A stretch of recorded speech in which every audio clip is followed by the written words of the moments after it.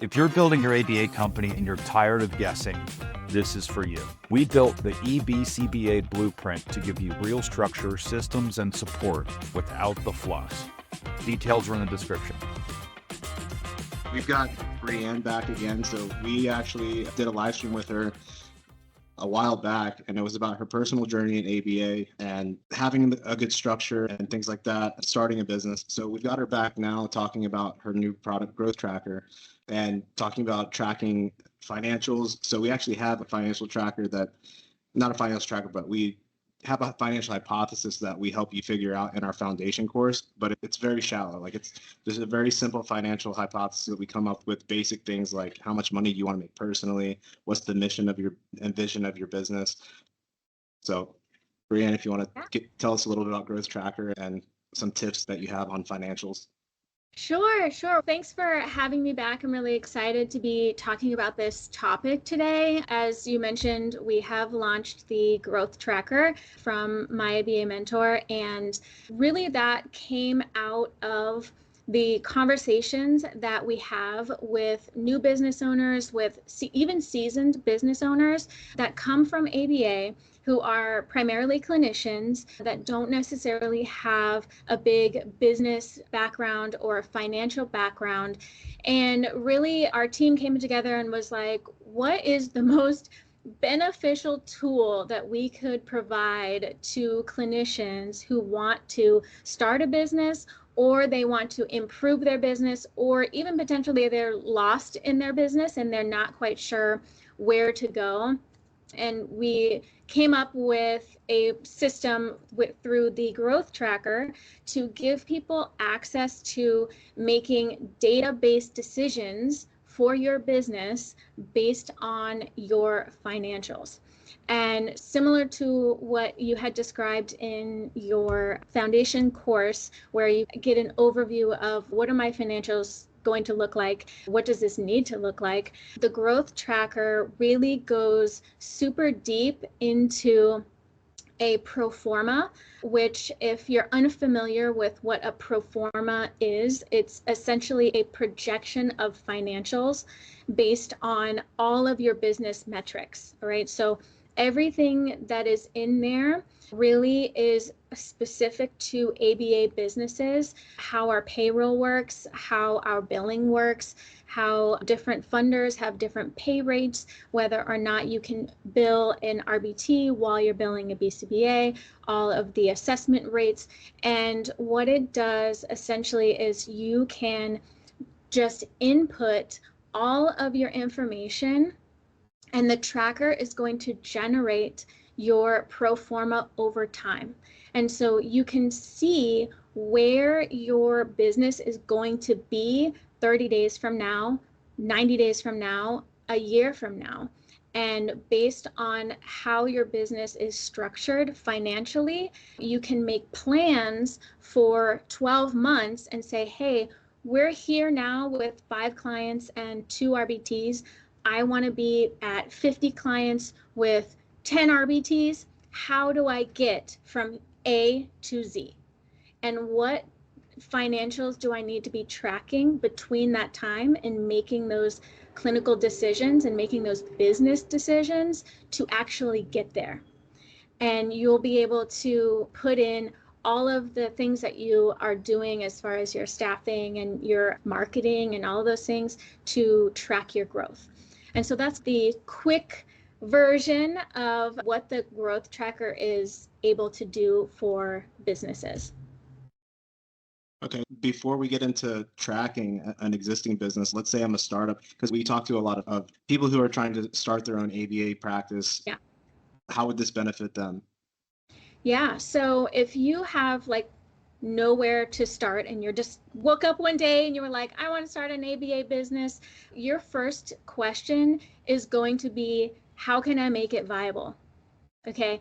You should never go into a business that is not viable long term. If it doesn't pay the bills, you're not going anywhere, right? So that's the question one. And so when you go into the tracker and say, okay, here's how much I want to make. Here's, I'm going to pay myself as an employee, or however you want to pay yourself, which you can set up. And you can say, all right, where am I at if I want to have 5 clients? What's my net? You put all those things in, and it will spit out for you how much your net income should be. And that's after taxes, after your insurance, after your workers' comp, after all of the things that you are going to learn as a new business owner suddenly become your expenses. You're going to really be able to see, oh, does this even make sense? Am I even making what I would make as a BCBA at this level? And you need to know that before you even start thinking about having a business, because there's no sense in taking all of the extra time and energy to get there if at the end of the day you're unhappy. So Right. you that's your first question, and then you can go from there. So if you can answer that question and say, I'm happy at this point, then you can start the path of how to get to that point where you feel comfortable, you feel happy, it's exactly what you want to do and where you want to be. And that's different for everyone, right? Not everyone is wanting to go out and be a multi-million-dollar company in 20 states. Okay, that's not everybody's dream. But even if you're the little guy that says, oh, I want to just practice on my own, or I want to have 1 or 2 RBTs, the laws of business still apply to you. And you can't escape knowing your financials even at that level. And so knowing where you're going long term and then being able to decide, is that what I even want to do, is step 1.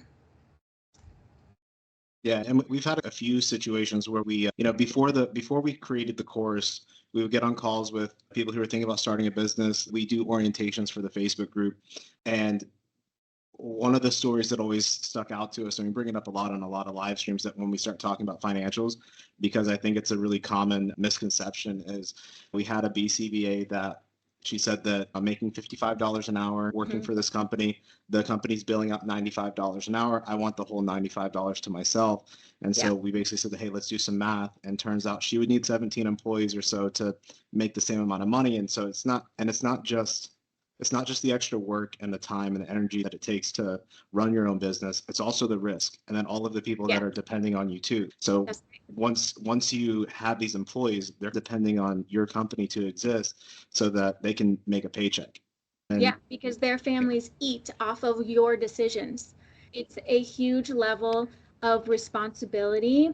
And that's why it's so important. One of the things that we have on our website is like, you program with a roadmap for kids based on data, but you're not building a business based on data. You cannot build a business without data. You just can't do it. You don't know where you are. You don't know where you're going. And we as clinicians, we lead with our hearts and we say, but I want to help all the children and I want to do all this good work. And we can do all of this good work, but you have to make sure that you are going in with your eyes open to say, hey, I might go in this direction, but I'm going to take a pay cut and you're going to take a pay cut for a while. It's not, oh, 6 months from now, I'm going to be rolling in the dough. That is not reality. And anyone who makes you think that that's your reality is scamming you. Okay. So you need to be able to know yourself. Where am I going? What am I doing? And is this worth my time and effort? And am I going to be where I want to be? And if it's not, and you say, hey, I'm not willing, or I can't, right? Because there's a willing and there's a can't. If you're not in a position to take a 50% pay cut in that example of, I'm going to accept 55, but I could be making 95, that's what, 45%. If you cannot do that based on your life circumstance, then you need to make other plans. You need to raise capital. You need to find an investor. You need to go about things a different way. But you can't make those decisions if you don't know and understand the financials behind those decisions. Otherwise, you're just like throwing spaghetti on the wall and saying, I hope that this idea sticks. And all those people, families, your employees, even your own family, depending on that working, and you may end up in a position where it was not going to work ever. And you put yourself at risk without really knowing what you were doing and where you were going. So yeah, and on the others, a little bit further down the road is once you establish your business and it's sustainable, another common thing that I've seen is profit guilt. Because you said clinicians lead with their heart, they want to help people, and they almost feel guilty once they make a profit. But what advice do you have on that? And then how does GrowthTracker help them is there a way that GrowthTracker or something else that they can use that can help them figure out what to do with that profit so that they can actually help more people, which is what they kind of got into business to do in the first place? Yeah, my advice is you as a business owner, your mindset changes. Okay. So you as a clinician, before you start a business, you are in the position of I'm working directly with these families. This is my child, right? I'm working with this child. I want to give all of my heart and love and everything that I'm doing to that child. When you transition into a business owner, you have to have a mindset switch of how you are helping the families. So you're no longer helping the families in the capacity of one-on-one services. You are sustaining an ecosystem of help for those services. And that is a higher tier than a BCBA. So you should never feel bad about being paid what you are worth and asking for what you are worth, even if you are paying yourself, right? Because you are the one that has put the time and the effort and the dedication, and you are supporting all of these people, employees, families exponentially.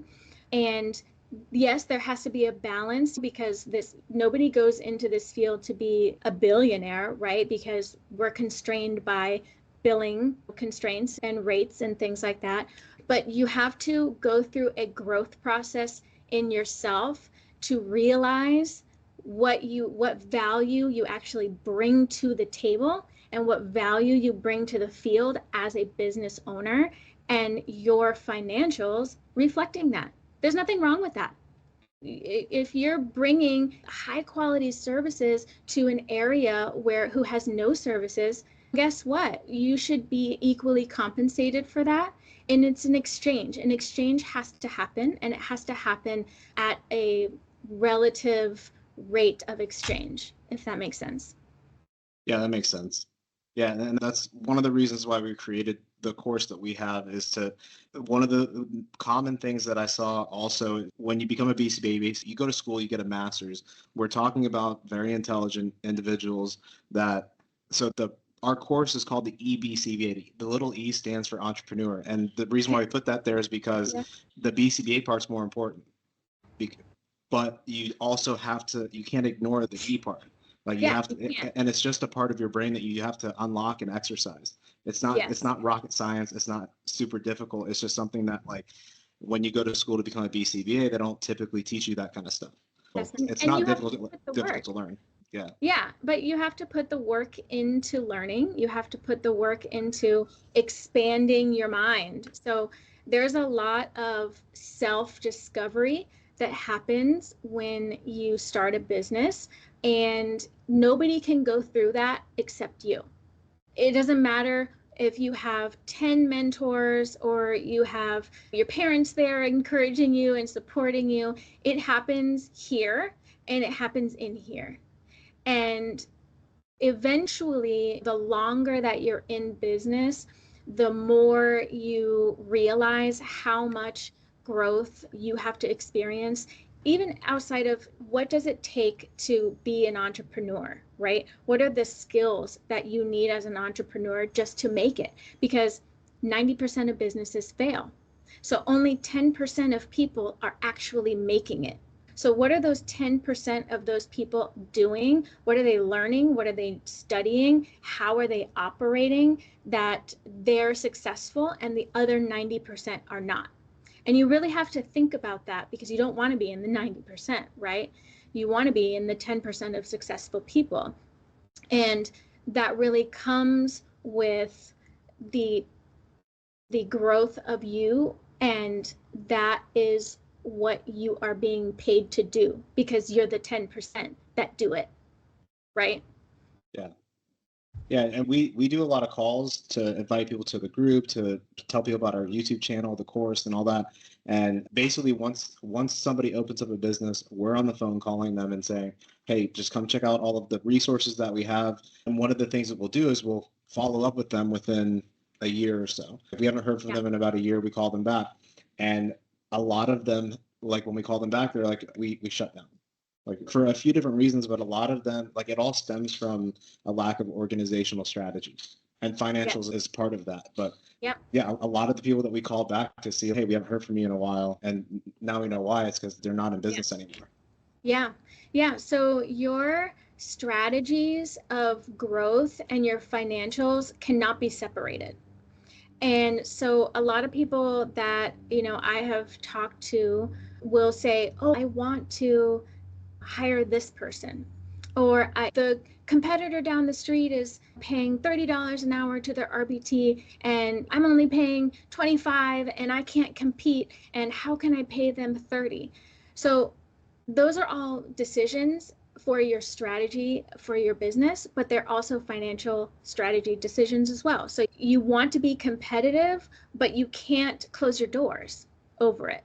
So you have to take the time to really understand where you are, where you want to go, and then being able to have those metrics to make those decisions. And then you can look at that RBT bold in the face and say, I cannot pay you $30. Okay, as much as my heart wants to pay you $30 because you're an amazing person and I love you so much and you're doing such great work, if I pay you $30, my door closes in 90 days. You just cannot make that level of decision without the right financial metrics that you need to be tracking. And it gives you confidence too, right? So if you don't know, you're conflicted because you're like, oh, but they're so great and I want to pay them $30 and this and that. And it's like, that all might be true, but the bottom line is what it is. If you close your doors, no one's getting help. The kid down the street's not getting help because you wanted to pay this RBT $30. So those decisions have a big impact down the line as a business owner. And the higher you get in those decisions that you're making, the more impactful those decisions get. And it becomes more important that you are making clinical decisions and business decisions based on data and strategy and your system as a whole. And when it comes to staff utilization, one thing that we also run into is that some business owners haven't thought of what is the minimum number of hours I even need an individual to work just to even break even, and then obviously make a profit so that you can fuel the business. But so what's your advice on staff utilization? Yeah, so in the tracker, we have a staff utilization section where you can put in exactly what you are hypothesizing that you want to use. So if every RBT has to work 20 hours, 25 hours, 30 hours, whatever it is, it will spit out exactly what your net profit will be given that scenario. Okay, so you can think of it like we have scenario snapshots where you can build out your model. All right, so not every model looks the same and not every model works. So then you have to say what model works. Okay, what are my minimum billable for my RBT, and maybe what's my minimum billable for my BCBA? You need to know those numbers. So you put in your model and then you can generate what your profits and your net profit's going to look like and your expenses based on that model. Save it. Okay, you can save it in there as like model 1, and then you can say, okay, let's try model number 2. Let's increase the RBT by 5 hours. Let's increase the BCBA by 5 hours. What does that look like? That's a great question. So you can update that model, snapshot it again, and you can start comparing models that you are creating to see which one is viable. And you have to pick the viable model, right? You would never pick one that puts you under, right? But you need to know where those numbers are at. And then once you figure out what that's going to be, the staff utilization and the scheduling are then linked together. So you have, okay, all my staff need to bill 20 hours. How am I going to meet all those 20 hours? And then the utilization then will come in and say, give me all of your staff's availability, all of your clients' availability, and I'm going to literally generate the schedule to make your model work. And then you roll with that. Why? Because you have to get those hours in to be in the positive. So one way or another, that's the only way. There is only one answer, and that is to be viable, right? And as things fluctuate and things change in your business, you update it. You can change people's availability. You can change clients' availability. You can add clients, take staff out, but you're constantly checking. Check. Does it work? Does it work? Does it work? Does it work? And if you say, oh my gosh, this doesn't work, maybe an RBT needs to go because you don't have enough clients. But how would you know when to make that decision? So if you're not tracking these things, you're going to end up in a position where you're like, oh, I put all my RBTs on salary because I wanted to pay them so well. And then summer comes, 5 people take a vacation, and all of a sudden you're under. And you're like, oh my gosh, where did this come from? Why is this happening? The reason you don't know is because you are not tracking these things over time to see the trends in your growth, the trends in your staffing, and the trends in your net. And there's going to be times that you're under, and that's okay. But then if you're under, you have to say, what do I need to do to get back in the positive? And be like, oh, I need to do some marketing. Oh, great. Now we have some data to say, go out and do some marketing and get clients in the door because you have too many staff, and keep yourself afloat. Yeah, that was a long answer for that. No, but it was really good because we run into this issue a lot where people are wondering, do I have 200 employees? They don't really know what they're making, because we'll ask them, like, how much are you making off of each employee? And you have to know that. And we have very different conversations before people take the foundation course and after people take it, because the theme that we promote the main thing that we promote in the foundation course is, you have these questions about your business. Do I need to hire employees? Do I need more clients? And the theme is, your business will tell you, but you have to be able to speak the language of your business. That's and right. It sounds like GrowthTracker is like the translator, and it's the translator. Yeah, yes, so. It is the data you need to make decisions.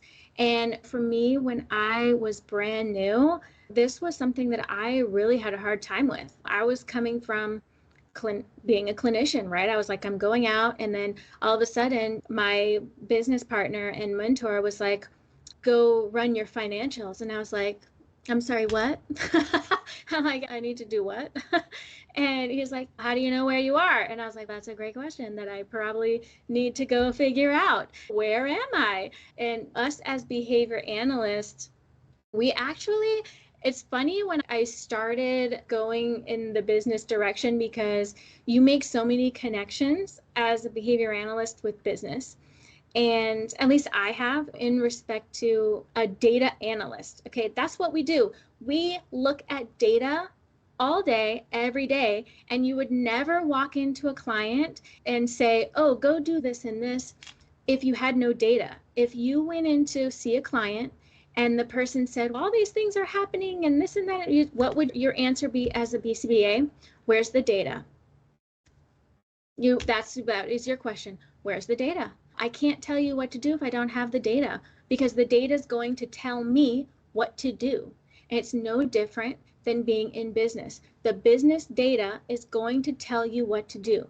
And it might not be what you like to do, okay? It might be things that you don't want to do, but that doesn't change what is being communicated to you through the business. And that might be laying people off. That might be not expanding. That might be a whole lot of things that we as humans might be uncomfortable with, but data doesn't lie. And that's the biggest thing with the growth tracker is you need the data to make decisions. And we have put together a way for you to get the data to make faster, more efficient decisions without spending 10 years becoming your own CFO. Okay. And in that 10 years, how many people are closing their business because of that right there? The number one thing that's going to close your business is going to be your financials. At the end of the day, there is no other thing. And so utilizing this tool, it will help in making those decisions faster and more efficient, really, at the end of the day. You said that they don't have time to spend the 10 years to become their own CFO. They typically don't have the startup capital or the running capital to hire a CFO. So Right. Does GrowthTracker just completely replace the need for a CFO? What would a business owner still need to be knowledgeable of while using GrowthTracker? Because is there anything that's still missing that they need to like fill a gap while they're using GrowthTracker? I think that I'm not going to say that it replaces a CFO because a CFO has years of experience that they don't have. But if you are new or even if you're in the beginning or in the beginning 5 years and you really want to see where your business is at and you don't have the ability to hire a CFO or whatever your situation is, you could use this to teach yourself how to make those decisions. And also, if you had a mentor, which I'm obviously a big proponent for a mentor who has the clinical experience and the business experience to bounce those ideas off of and say, hey, I just put everything in here. Here's where we're at. What is my next step? What would you do? And that person, because you're presenting the data, will give you an accurate response. So I have people that will ask me questions like, should I hire an assistant? And they have no financial data. And I'll say, that's a great question that you need to go show me your financials for. I don't know if you can hire an assistant. I don't know if you can afford an assistant right now.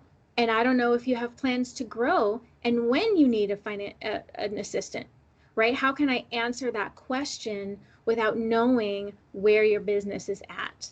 And so it speeds up the process. And then when you have enough money and you're at scale and you're like, hey, I've grown it to this part, I want a CFO to just run it. Okay, you run it. That's your exit, right? And you're like, I'm going to step back from this position and you know how to run this business. I've given you all the data. I've given you all the information you need to then go make those decisions on behalf of me. Because you're the visionary and you're the entrepreneur, and no one's going to run your company how you would if you're not in it and learning it and running it and knowing it, especially in our field. And that's something that we take seriously as behavior analysts, is I want to know that all my kids are taken care of, that they have high quality services, that services are happening, that RBTs are on time, because it's our quality control of ourselves as a behavior analyst and our ethics code to make sure that these things are happening. But at some point, you will get to that point where you can say, okay, I have laid the foundation and now I can bring people in to just run it. And you can sit back and say, where are we at? Oh, what's our net this month? Oh, great. What are you going to do? And they're going to give you the answer and you're going to say, sounds great. This is what you need to do. Why? Because that's what the data says. It's really as simple as that. And then and the person they bring in would have the GrowthTracker to right. kind of supercharge their ability. Supercharge their thing. Yeah. And something that's unique to us is I've looked at a lot of financial models over the years in different areas, and we are unique because behavior analysis is unique.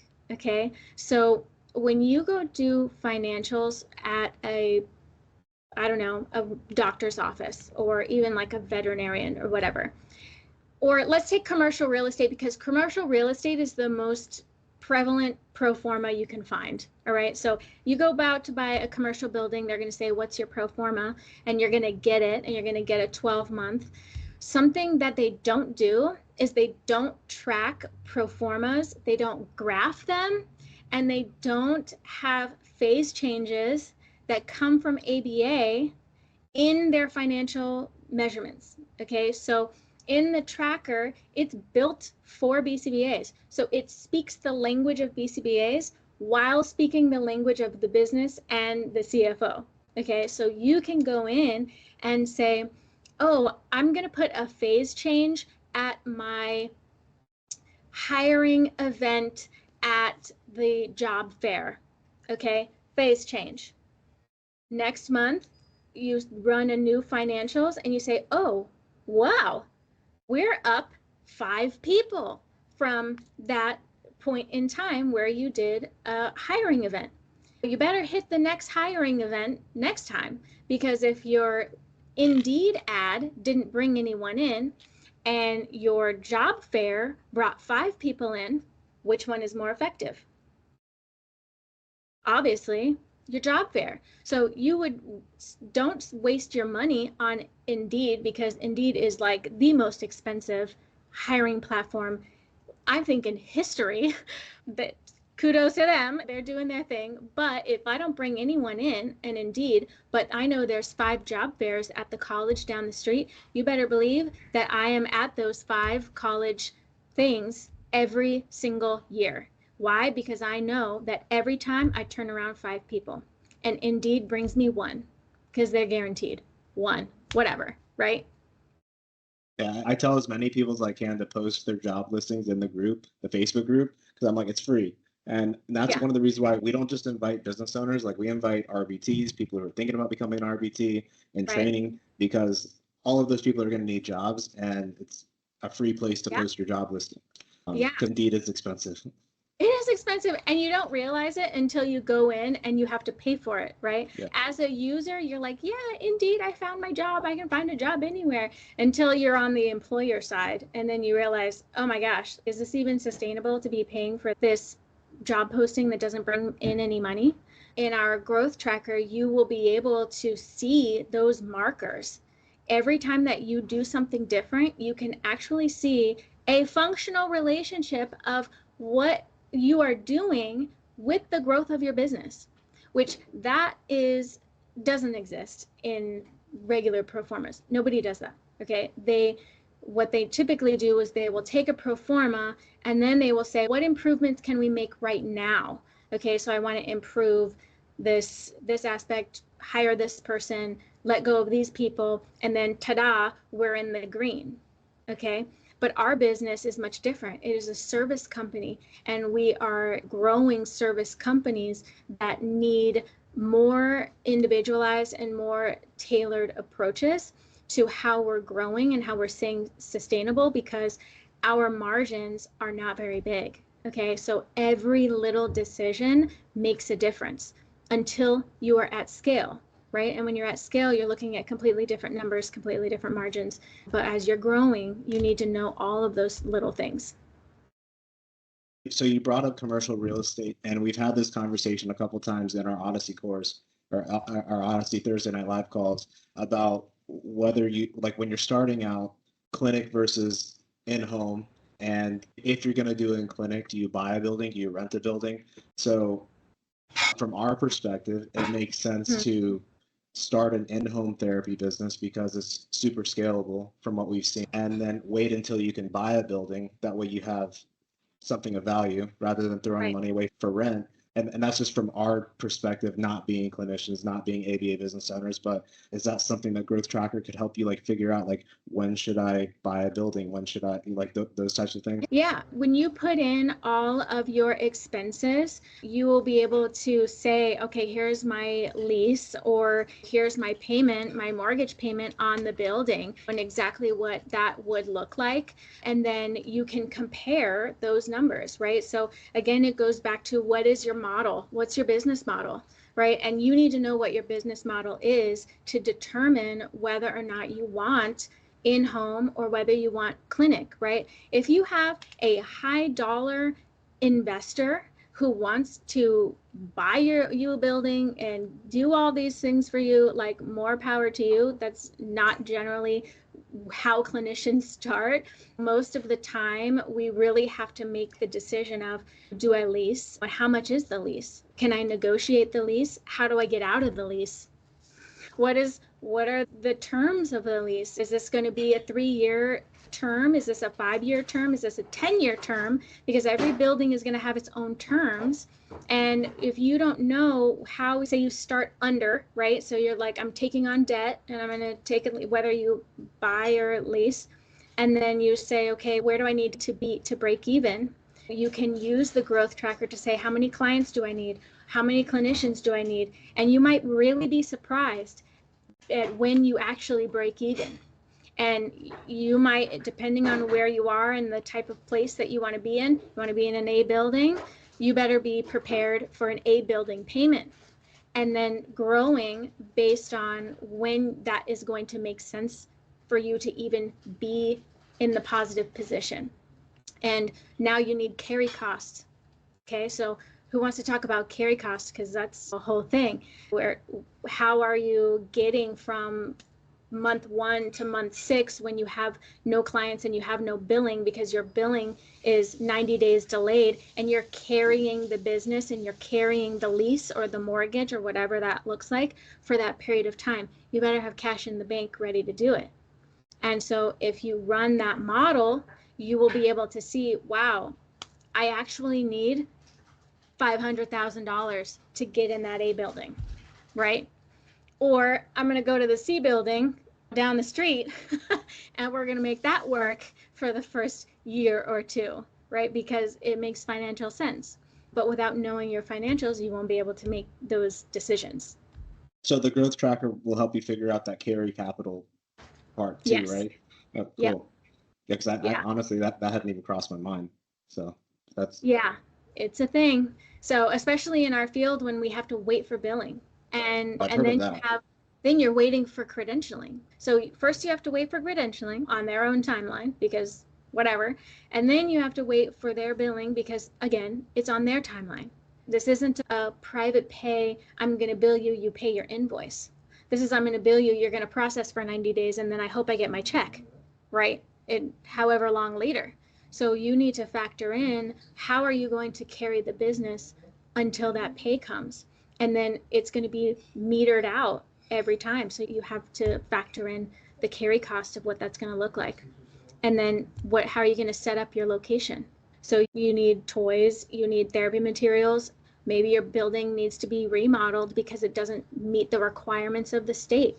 There's so many things that need to go into that, and you can't remodel until you get on the lease. Okay, how long is your remodel going to take? 90 days?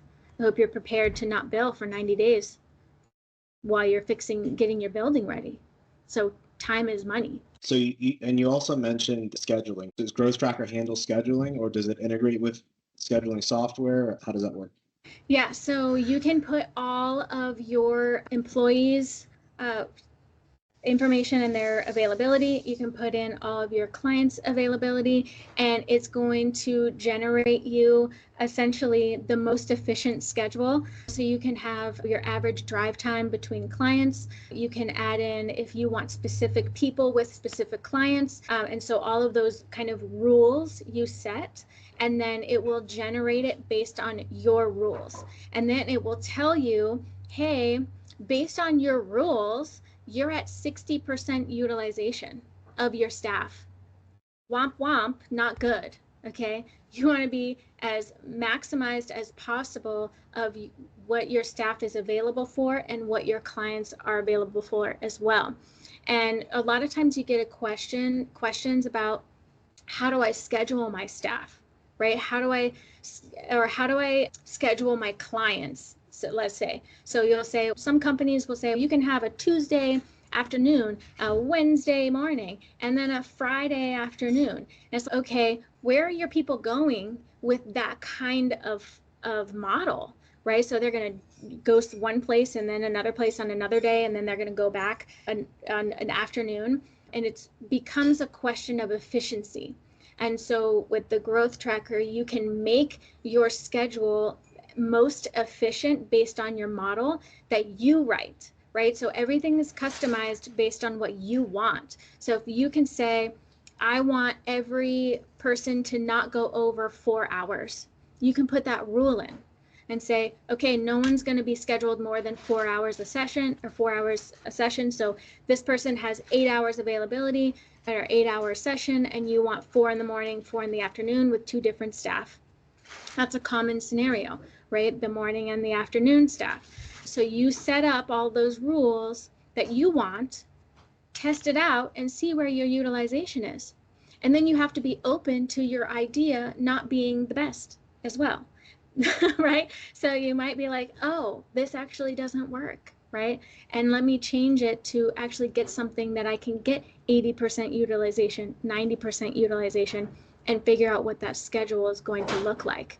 And then you can download that schedule in a spreadsheet, or you can view it right there if you wanted to. You can see per student, per staff, all the different ways you can view it. But you can also download it, give it to your scheduler, and say, put this in. This is it. This is our schedule. And you can do that every week if you wanted to, and roll that way. Because if you're not monitoring your schedule, you're not monitoring your utilization, it's going to roll away from you. And it's going to roll away from you really fast. And it's going to be more difficult to recover. Yeah, and whether you love him or hate him, Steve Jobs, I was reading an article about why one of the reasons he was so successful was his ability to change his mind.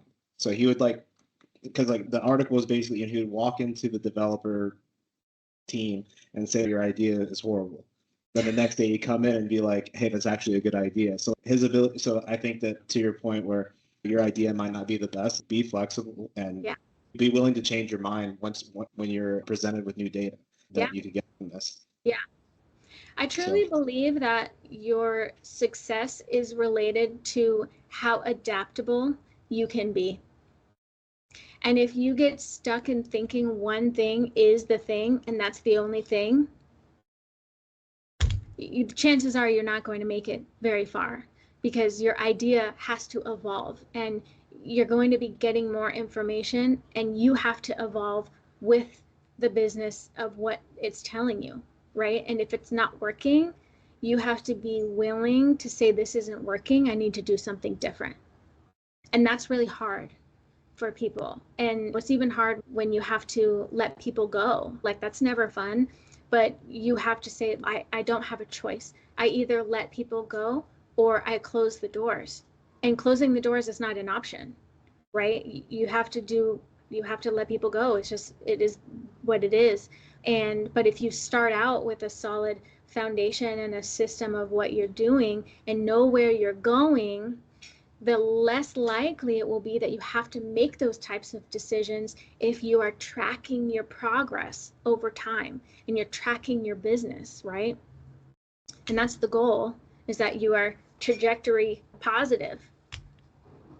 Yeah, and we have a lot of conversations about consultants and mentors in the group, and we always try to make sure that everybody knows there's a time and a place for a consultant or a mentor. It's not to have them come in and clean up a mess. It's bring them into a situation where I need help with this specific area once I've figured out the data. In a situation where they get the growth tracker, they run their numbers, what kind of, and my ABA mentor, like what kind of mentor services do you have that can help them out once they have their data? Yeah. So we have our business mentorship option, and that's really for people who want to start or are currently and want to grow their business. And when we come in, we're of always the mindset, because this is how we're trained as clinicians, we're the mindset of working ourselves out of a job, right? So I don't want to ever hook someone into I'm going to be here forever kind of thing. My job is a teacher. Okay. So I need to teach, and then teachers let go, right? And we say, okay, go, you can do it, just like we do with kids. And that's one of the great things, about the tools that we have and our mentorship in just our philosophy of life and our philosophy of business is I'm going to teach you how to do these things, but I'm also going to give you a tool to fast forward you 10 years of hellacious learning, okay, and potential failure and risk, right? And so how can we put those two things together to really make you successful? Okay, you got it now. You know what you're looking at. You know how to read the numbers. You know how to make these decisions. Yay, we did our job. That's what we want at the end of the day, because there's always people to help. That never goes away. It's important that people understand that what that relationship should look like. Is there anything that we missed about GrowthTracker? I just want to make sure that we're like properly representing GrowthTracker and explaining everything that it does. So tracks your financials, the pro forma, scheduling. Yeah, so other thing that it has in there is what's called the playground and the pro forma playground. And there's two other things that's in there. The pro forma playground I'll talk about first. It's really the place where you can create whatever model you want, and it doesn't interact with any of your current financials, but you need a place to run models and run models safely that keeps all your data intact. But if you come up with a great idea and you're like, oh my gosh, I want to provide this service to the school districts, right? And I want to bill this much, and how does this going to incorporate into my business, and is this even worth doing? All your creativity has a place to go in the playground for you to run business models, generate pro formas, save them, compare them, and make sure that you are well aware of, okay, this one works, this one doesn't work. Oh, this was a great idea, but yeah, that's not going to work. So throw that out, right? And see where you land. And then there's also the other part was we have a quick and dirty pro forma. All right, so the quick and dirty pro forma is I don't have time to put all this information right this second, and I just want the fastest pro forma that it can generate with average numbers. Throw it in there, generate your pro forma, and see where you're at. So that's a good tool for like brand new people where they're like, I don't have all these metrics, but I just want to see where I would land. You can use that one, you can save them, and you can compare those as well. There is also an AI financial advisor integrated into the GrowthTracker. So if you have questions about anything that's in your business, you can pose your questions to the chatbot, and it will actually help you based on your own financials. So it won't be like random financials. It's going to pull from your data to say, based on this, here's my recommendation, or here's something you can think about. And that's an AI model that we actually trained to give you good, solid advice. So if you say something like, for example, I want to make my RBTs 1099, okay, it's going to come back to you and say, based on the tax code and on the BCBA ethics, you cannot, and we strongly advise that you do not go in this direction.